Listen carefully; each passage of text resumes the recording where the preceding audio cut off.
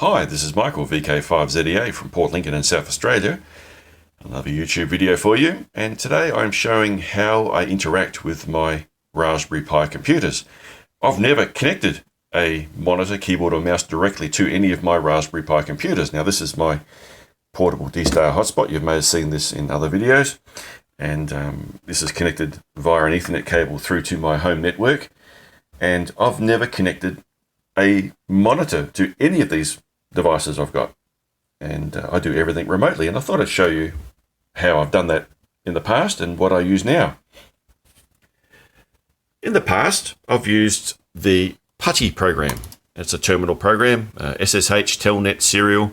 I've used this for many years for interacting with my IRLP node and my ICOM G2 gateway computer. We can just gives a terminal session. Most people are familiar with, and you can save and edit files using Nano or anything you can do with a command line. Works with Putty, HTOP, a nice enhancement of the top program. And in here you can see I've got the D-Star repeater software running and the IRC DDB Gateway software running in daemon mode. I'm using the Hans DL5DI repository to get the software onto my Raspberry Pi, and it runs under user OpenDV, so you can see all that running there, and use Nano to edit files. And this is a really nice, easy, free, cheap, portable way of interacting with a remote Linux computer. About a year and a half ago, I came across another program called MobaXterm. And this is the web page, MobaXterm, mobaxterm.mobatech.net, the complete toolbox for remote computing. And it comes in both free and paid versions. The free version has some limitations. You can only store 10 sessions here on the sidebar, and there is a screensaver that pops up after a period of time, and you have to move the mouse or touch the keyboard to get rid of that. Minor limitations, but the free version works very well. And as you can see, I've already started a terminal session here with the same Raspberry Pi. Once again, we can bring up the same program. Well, better click on the window so we can see what's going on. Okay, so there's the same screen we were seeing on Putty. The other really handy thing is that, as well as opening up an SSH session with the Raspberry Pi, it also opens up a simple FTP session as well. So on the sidebar, you can click on the SFTP tab and bring up the directory structure, the file structure on the remote computer. And indeed, you can then up and download and even edit files on the go. There's my D-Star Repeater 1 configuration file. I can go in there, edit, save. And same with the D-Star Repeater 2. The IRC DDB Gateway configuration file is in here. And you can edit that, save that, up and download, right click, upload to current folder. If you want to download that file, right click, download, and it'll download it to your Windows machine. Beautiful. The other really nifty thing that MobaXterm has, it has a built-in X server. So it will forward graphical elements from programs running on the Raspberry Pi to your Windows machine. And if we open up the session here, we can see that X11 forwarding is enabled. Automatically redirect X11 display through the secure SSH channel. And this allows you to redirect your remote graphical applications to your Windows desktop. And I can show you how that works now. We'll bring up, say, the D-Star Repeater Config 1. This will hopefully bring up the GUI version of the configuration software. There we go. For D-Star Repeater 1. And you can see the same parameters in that file are apparent in here. We can click on the DVAP and see what's going on. Edit. And then click Save. Exit. And the same thing with the...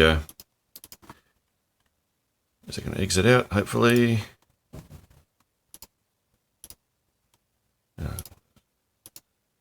There we go. and the IRC DDB Gateway Config. And this is what you would see with a directly connected monitor and a desktop running on the Raspberry Pi. And there's the IRC DDB Gateway configuration.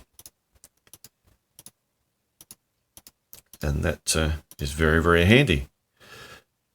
And as I said, I'm running the software in daemon mode, so I don't see the GUI version of the software. I can forward that. I'll try that. This is a bit tricky. I'm running the software, so let's pick on the repeater 2. That's the repeater 2, and I'm just going to brute force shut this process down. 3417. Okay, so let's do a sudo kill 3417, and I'll try and attempt to start the GUI version of the program using the X forwarding. Okay, I've done it here. D* repeater -GUI, which will enable the GUI updates. No log. Point it to the config directory and the config number 2. So hopefully, if I execute this, it will bring up the GUI version of the D* repeater 2, D* repeater software running the configuration on 2. And I've got my ID31 here. And hopefully if I transmit, you will see the GUI will be updating. There we go, process data. So you can see it's working. I can link to let's link to a reflector. Pick one, Charlie. Why not? You can see the link command appear. Link to REF001 Charlie. So that works really good as well. So you can see the GUI versions of the program. Normally I would not see this because I said it's I have the software running in daemon mode. But you can see things like the beacon timer is incrementing, and you can see what the program is doing in the GUI status there as well. Now, one last thing I will show you is that you can also see the entire desktop in here as well if you want to do that. I've set up another session here, and under remote environment I've enabled the LXDE desktop, which is the desktop software that runs on the Raspbian Raspberry Pi software and allows you to start a full desktop from the remote system. So we can we'll try that. Once again, we're presented with a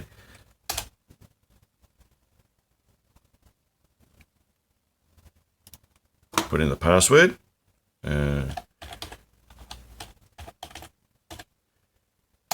that other screen that popped up should have the entire Linux desktop from the Raspberry Pi appear.